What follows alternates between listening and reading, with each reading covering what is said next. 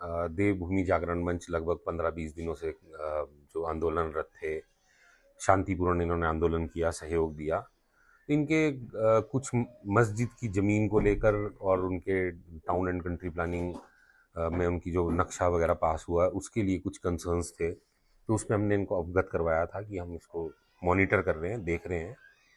और इन्होंने आरटीआई वगैरह भी हमारे को अप्लाई किया, तो जो भी रेलिवेंट डॉक्यूमेंट्स होंगे वो इनको हम सुपुर्द कर देंगे। साथ ही साथ इनका बड़ा कंसर्न था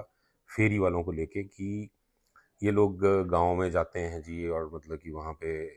कोई क्राइम को अंजाम दे सकते हैं या कोई मॉरल टर्पिट्यूड वाली कोई घटना घट सकती है।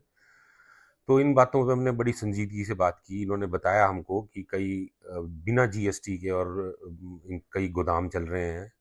कई हो सकता है कि जैसे आपका ब्याज माफिया इस तरह का, जैसे सपोज कि एक आदमी को 1000 रुपये दे दिए कि 1000 रुपये के फ्रूट खरीद, वो उधार दिया उसको 50 रुपये के 5% उस पर ब्याज लिया डेली बेसिस पे, जो कि 50 रुपये बन गया। 5% का मतलब है कि एक महीने में 150% और एक साल में 1800% ब्याज, जो कि टोटल इलीगल है। साथ ही साथ इनके कंसर्न थे कि व्यापारी भाइयों को बहुत भारी लॉस हो रहा है लोकल,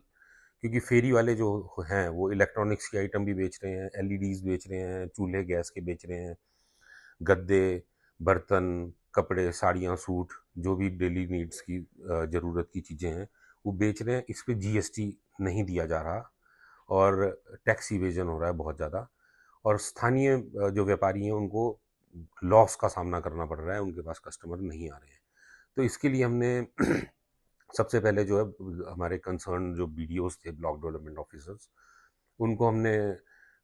कहा है कि आप जितने युवा मंडल, महिला मंडल, आपकी पंचायतों में और जितने भी छोटे छोटे सेल्फ हेल्प ग्रुप्स वगैरह हैं, इनमें इन बातों को लेके जाइए।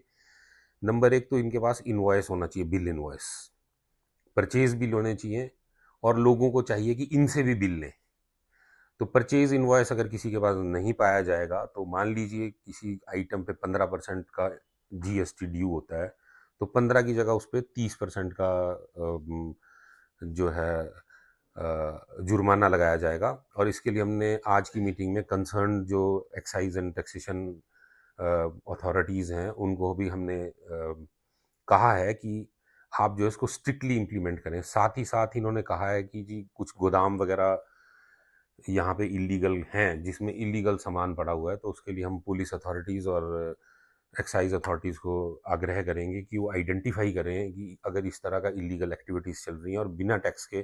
कोई काम करे जा रहा है। साथ ही साथ इन्होंने कहा कि जी हम आपको सहयोग करेंगे, कि हम आपको इन्फॉर्म करेंगे कि इस तरह की इलीगल एक्टिविटीज़ हो रही हैं, बिना बिल के कोई काम कर रहा है या कोई इलीगल काम कर रहा है, तो उसके लिए हमने इनको कहा कि विजिलेंटिज्म मत करें और इन्फॉर्म हमें करें। तो इन्फॉर्म करने के लिए हम एक जो एक बड़ी कॉम्प्रिहेंसिव मीटिंग रखेंगे नेक्स्ट टाइम में, जिसमें सारे स्टेक होल्डर्स को बुलाया जाएगा,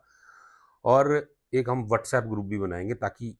टेक्नोलॉजी का यूज़ हो सके, और अगर कोई इस तरह की एक्टिविटी हो रही है, उस एक्टिविटी को हम एकदम पब्लिक के एकदम जो अथॉरिटीज़ के सामने लाएं, ताकि हम उसको डिटेक्ट कर सकें और जो जुर्माना वगैरह जो भी लगा सकते हैं वो लगाएं। बहुत जो किराए हैं, कुछ लोग बड़े हैवी किराए पे जो है वो दुकानें ले रहे हैं, जबकि उनको प्रॉफिट नहीं हो रहा है, तो उस पे भी हम एक्साइज डिपार्टमेंट से एक एक्सक्लूसिव मीटिंग करके बात करेंगे कि क्या ऐसा है, और अगर ऐसी कोई दुकानें हैं तो उनका रिकॉर्ड चेक करें कि ऐसा जो बिजनेस मॉडल है जो वायबल नहीं है, उस बिजनेस मॉडल पे वो कैसे सर्वाइव कर पा रहे हैं। बाकी इनके छोटे मोटे और भी कंसर्न्स थे, प्रोप्राइटरशिप को लेके, नाम को लेके, जिसमें कई पॉलिसी मैटर्स थे और कई जो कॉन्फ्लिक्ट कर रहे थे कॉन्स्टिट्यूशन के साथ, तो उस पर इन्होंने भी रिस्ट्रेन किया और इन्होंने कहा है कि जी हम पूरी तरह से सहयोग करेंगे। पर हम भी यही चाह रहे हैं कि किसी तरह की कोई इलीगल एक्टिविटीज़ ना हो, सब शांत रहे, और अगर कोई बिना टैक्स के जो टैक्स इवेजन कर रहा है, तो उस टैक्स इवेजन वालों को जल्दी से जल्दी हम नेट में लेके आएँ।